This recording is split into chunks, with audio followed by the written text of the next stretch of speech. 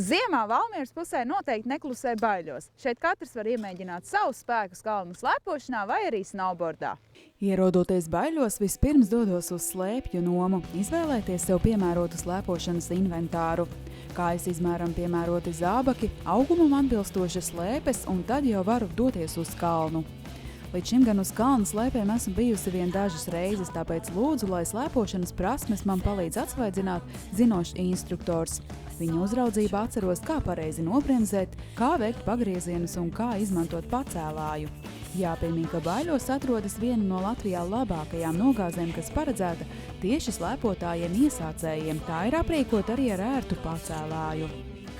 Sākumā gan neizaicinu likteni un pirmos nobraucienus veicu tieši uz iesācēju kalniņu. Tomēr kopumā jau Baiļos ir pieejamas vairākas trases, no kurām viena ir diezgan stāva nogāze, kā arī ir īpaša trase snowboardistiem, kur ir sagatavoti dažādi tramplīni.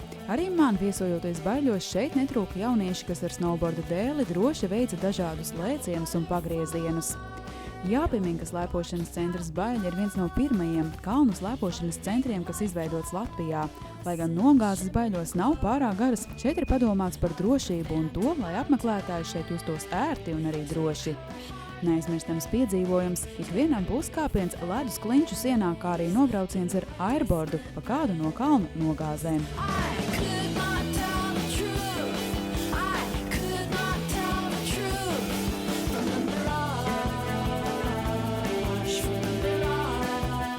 Pieaugot sniega segai, blakus esošajā mežā iecerēts atklāt arī distanču slēpošanas trasi.